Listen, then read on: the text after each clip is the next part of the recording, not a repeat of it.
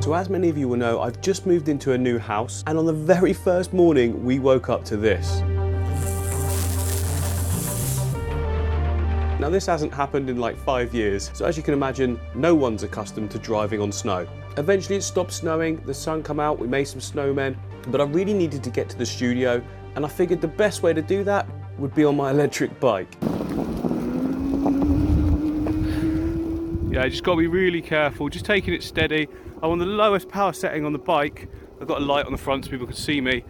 Yeah, just take it steady and it should be okay. There's a good 3 inches of snow now.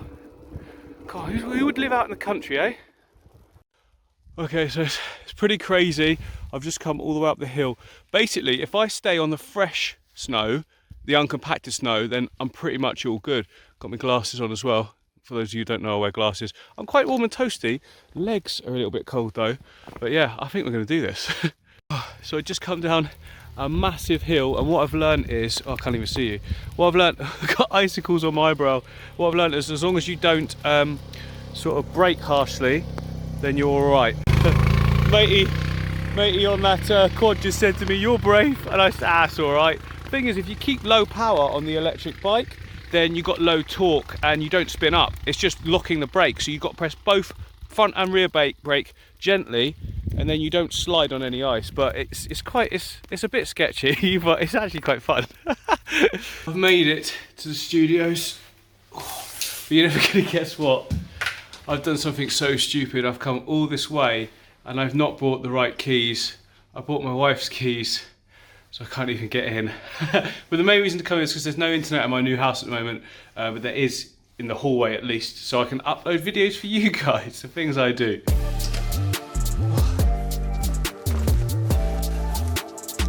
Right, so it's a completely new day now. I know that doesn't probably look like a lot of snow to people that are used to it, but to us, we're just like, what do we do? All sorted though now. The roads are pretty clear. Out in the sticks in the country where I live, the tractors have made grooves, the water's starting to run off, so we're all good. Anyway, enough of that. Today, we're gonna be adding plants to the goldfish tank. I said in the previous video, the update of it, that's what I wanted to do. I'm not sure if they're gonna eat the plants or not. I'm hoping not. I've had Ranchu Goldfish before in a fully planted tank. I just mainly used mosses, anubias, and java ferns, the tough stuff that they won't really eat. And here is how the tank is doing. It's looking pretty good, right? Since the last update, it's not gone back anywhere near as dirty as before, so I guess we can put that down to like new ugly tank syndrome kind of thing. Fish are doing absolutely great. Here they are, putting on some size, especially this one. This one's chunking right up. We've got a nice little haze of green on all of the rocks, which looks really good. We've got some mess on the glass, we'll get all that off. But today my main focus is putting plants in and kind of just experimenting and seeing what they will and won't eat. Now you might have noticed at the start of the video, this absolute monstrosity here. I've been deliberately just leaving this and growing it so I can add some of that pearlweed into their tank just to see how they react to it. Hopefully pretty good. If they do, it would be awesome to do like a full pearlweed carpet, wouldn't it? And I think they would like it as well. Now, glass scraping, not the most glamorous or enjoyable of jobs, but even in the most balanced aquarium, it still pretty much always needs doing. Like you still get, oh no, not all of them, but you know, over time anyway, I've got some really well balanced tanks, but even after say a month, there's a little bit on the glass. This has been like a week and a half, something like that. It's not a huge amount, so it signifies to me that we are getting pretty good balance in the aquarium, considering we've got 3 piggies in there that constantly want to eat. But with the plants, that should sort things right out. Look at them, follow me around. I'm being very careful because obviously there's a razor blade on the end of this cleaning stick, and I just keep it pressed firmly against the glass at all times. So even if they were to come near it, it shouldn't hurt them. So the glass is scraped, there's a few particles all in the water obviously, but the filter will take care of those shortly. It instantly makes the fish pop even more as well. Now I did stir up some of the substrate, but not too much. It's looking pretty decent. This area over here has got like a little cave in it. That's not from the goldfish, that'll be from this guy, who is not doing the greatest of jobs obviously. Eh? No, that's the sort of algae I think that's like proper, like growing on. I don't know if this little guy's sucker mouth is going to be enough to get that off. Well, obviously it isn't. Although saying that section where he is pretty clean. Maybe he is doing it well. So in my mind, we are now ready. We should be able to put some plants in. Now the thing is, Goldfish like to sift through the sand, which means that anything we plant into it is just going to get dug up. But there's a way around this. Whatever plants we choose, we need to put plant weights on and then push it in the gravel. Now hopefully it'll be there long enough to start rooting nicely, but maybe it won't, it'll get pushed around. But if it stems, that doesn't matter, it can pull nutrients from the water column as well as whatever's in the substrate, so we should be all good. So you may have noticed this tank to the side here. Oh, I've just added that in as well. I made a little space for it because, look at them. I made a little space for it there. It's a bit tight, but I can't actually shift that along with ease. I need to take all the water down. There's a slip, anti-slip slash cushiony mat under it. It'll be a pain. So I just put that in, squeezed it in for now, because over on my desk here is where I've actually placed the new shrimp bowl. It looks so good, doesn't it? It's like really tidy. So if I'm sat here, like editing as I don't know what that is, editing as I just was, look at that, right next to us. We've got this awesome bowl. The cherries are still doing great. The slightest of hazes to the water. Very, very normal on a new setup. It's days old, and that will just go within probably a week or so. It will just start to go crystal clear. But yeah, this tank here, I've been growing it all out because I had this intention of replanting the whole scape here. But first of all, I'm just going to take a good few sprigs of it, put some weights around it, and just stick them in the back section and see what these guys do. They might think it's food because it's basically the same colour as duckweed. But saying that, I think duckweed has like a flavour, so you can certainly smell it anyway. Whereas this stuff, well, maybe not. It's pearlweed, by the way, for those who don't know. Pearlweed, look at it, pearling.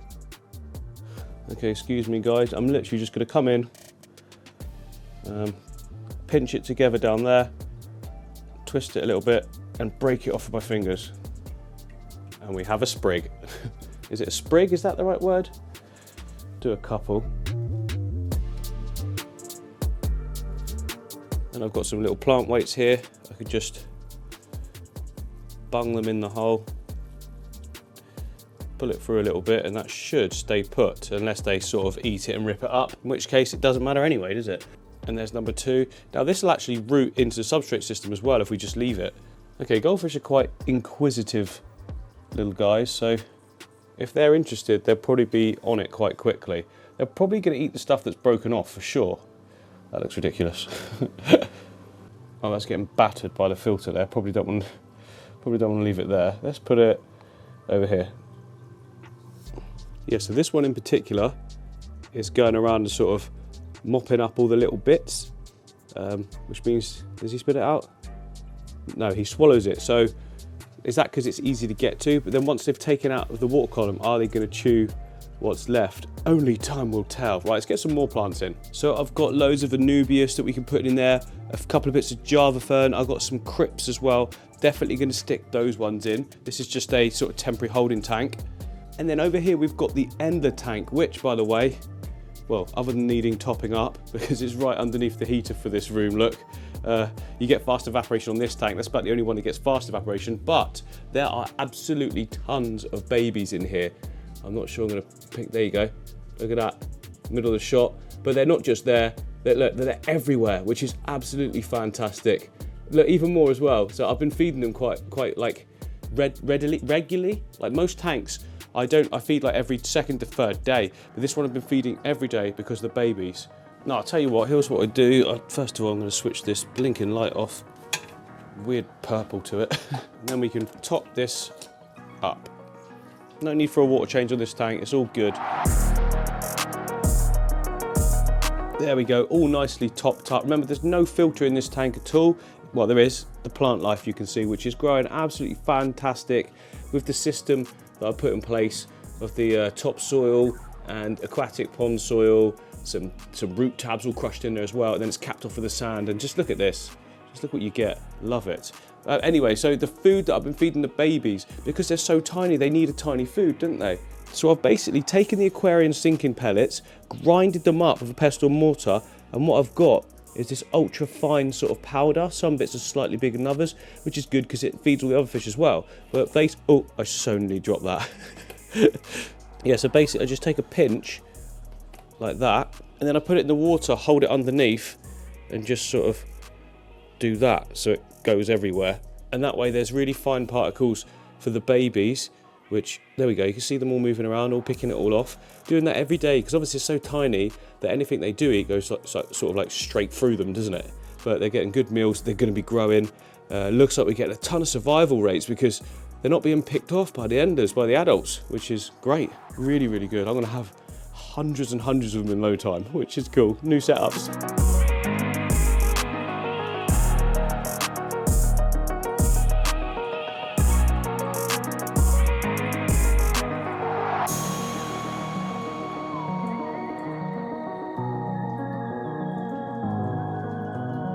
Oh yeah, the other tank that people wanted an update on is the one behind me, electric blue AQUARIAN tank as well, which is very overgrown. And we had a loss as well, like 2.5, 3 months ago, something like that. So yeah, the main thing is we've got a complete mat of, it's Hydroculture Japan, it's moss, and it's Java fern. It's like narrow leaf Java fern. They're all growing intertwined, they look fantastic. Oh, and it's dwarf sage as well. Down in the areas where there's not a lot of light, because we've got all of these plants, oh that's too bright. Yeah, all of these plants just all growing out of the top, which looks really natural and beautiful. But underneath it, there isn't a lot of light that gets down, so the dwarf sage grows quite huge, like it's halfway up the tank. Even in this area as well, actually, which is in the light, so that bang goes my theory there of it being light. That is true though, the less light, it does tend to go more lengthy, which is cool, because it looks really good when it does that, I think, anyway. But yeah, one of the losses, so you might notice we've only got 2 electric blue AQUARIANs. I came in about 3 months ago and there was a full-on skeleton at the bottom here. Now anything that dies in this tank, like it gets eaten so fast because there's all these fish and they scavenge around it and peck at it until there's nothing left, and then the plecos get on it as well, and eventually it's all sort of recycled. I don't really know what happened. I'm assuming that these 2 paired up and they just did not like having the third, because I kept seeing batches of babies. Although saying that, I haven't seen another batch since, but then that could be because they're now going to the back of the tank. This whole section in here, there's like a big hollow bit in the back. They can get right behind there, so they might be doing that, because quite often I'll come in for feeding and neither of the electric blues are at the foreground like they are now. I've got to tap and bring them forward, so that suggests they're doing something else out the back. You do jiggy, yeah? Yeah. But yeah, not really done much of an update on it because I've just left it to do its own thing. I don't do any maintenance to it. All I do is top the water up as it evaporates, and every now and again just clean that sponge out in the back. It's just like a perfectly balanced, beautiful looking natural tank thing. I don't give it enough screen time, do I really? Beautiful fish in here as well. I went for all tetras and Amazonian sort of style types of fish, and that suited the name of the tank, which is the Amazon tank. But most people just call it electric blue AQUARIAN tank. But yeah, doing absolutely perfect. Can't complain at all. Autopilot, just come in, chill, have a look at it, and that's it really.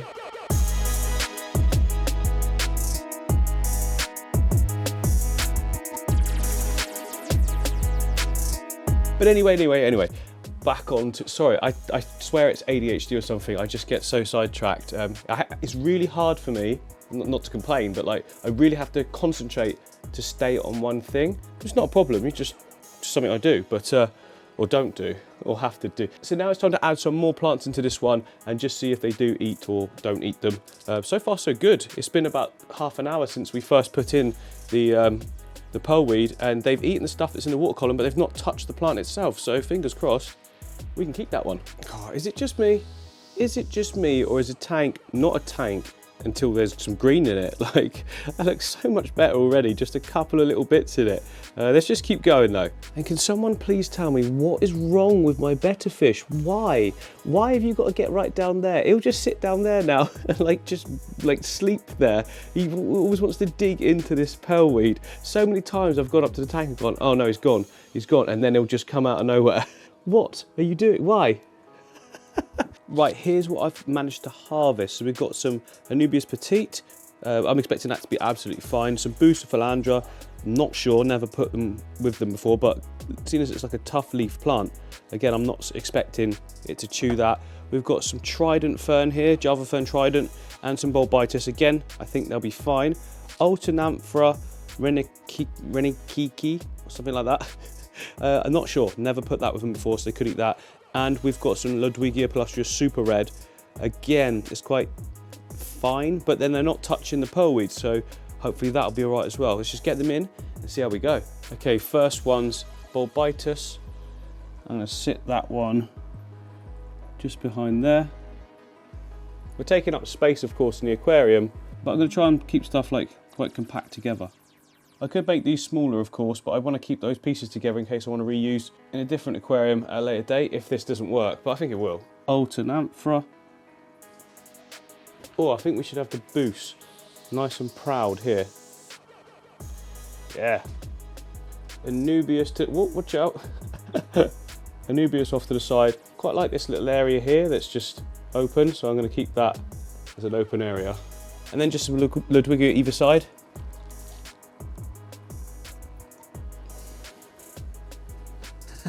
It does kind of look like Bikini Bottom now, doesn't it? like a SpongeBob tank or something like that. It doesn't look bad though, does it? I mean, colours always look good. And to be honest, those colours of the plants don't take away the absolute beauties of the Ranchu. Like, look, they still stand out massively. I don't think it detracts from them at all. If anything, it adds to them. It's quite a cool little tank, isn't it? More like it looks like a reef tank with goldfish in. Macroalgae or something. There's an idea. Okay, I'm just saying, it's been an hour and a half, and so far they've not eaten anything at all. Now, usually if I was to put something in the tank that they would be interested in, any kind of food, including vegetation, duckweed, it's gone straight away. They're already eating it instantly. An hour and a half, they've not touched anything yet. Now, this is really, really good because it means we've got way more options to be actually create like a really cool tank for them. Like, I've just plunked these in, that's not how I do it. I actually give it some structure. The one I'm really looking forward to seeing is the pearlweed, because I want to do like a full-on carpet. It'd be quite cool to do an irigumi with that, wouldn't it? Like a carpeted pearlweed. And I think they'd enjoy sifting through it as well, as if it was sand. But that would be, I think it could work because it grows so fast. They will disturb the outer areas, but you know, in time I think it would creep, and I think it would work, hopefully anyway. But yeah, I am keen to know what you think. Do you think they're going to eat the plants? Have they shown enough restraint already that we're safe? I'm going to come in tomorrow and they're just going to be all decimated. Right, it is now the next day. I've come in and guess what? The plants are trashed. They're just decimated. No, I'm only joking. They're absolutely fine. There we go, look. And to be honest, I would say that not a look at them just swimming. La, la, la, la, la, la, la. Not even a single leaf, I would suggest, to be honest. On this here, the pearlweed, look, everything perfectly intact, not been chewed at all. And it's exactly the same on the other plant as well. Now, if they were going to go for this plant, they would have done so by now for sure. So I think it's safe to say, and even the Ludwigia, everything, all of the plants that I put in here have not been touched. So I know I can at least do these. And to be honest, most of them, I know that they love limnophilia because I've had that in with Ranchu before and it got chewed up. There's actually, most plants are all right. Rotalas tend to be okay as well. So I've actually got tons of options if I do want to do a full-on planted tank. I think what I'll go for though is more of a, shall I try and use exactly what's in there now, but in just like a way better way? That might be quite a challenge because those rocks don't really go together, but I'm sure I could come up with something quite cool that it keeps the swim room for the fish, but looks pretty decent as well. I could definitely do that, and it's a challenge. Just seen something, you know, yesterday I closed up his little cave underneath there. Is that he or she? No, I think it's a she. Closed up the cave, and she's made another one. Bless. Oh, I'll leave you alone. No, it's fine. It's fine. Back off. Back off. So yeah, look, we've got some really good options there. Let me know what you think. What would you like to see? I'm thinking like rounded rock irigumi with all the colours set behind the rock, like exploding out. I think that might be quite cool. Keep it plain in the foreground. Why am I doing this? Yeah, keep it plain in the foreground, and then you can really see the fish, but you can also enjoy the plants as well. Now, I don't want to put any wood in. Wood's got sharp edges. Most of it has anyway, and these fish are a bit cumbersome, should we say? Just swim into stuff full speed and get hurt. So no, I've had that before actually. Goldfish got hurt on filter inlet it was. These are all smooth, so we're all good. One of them, I did a homemade job. Yeah, it wasn't too nice. Anyway, as usual, I hope you've enjoyed this one. If you have, please hit the like, subscribe, and all that jazz, and I'll see you on the next one. Hopefully, see you later.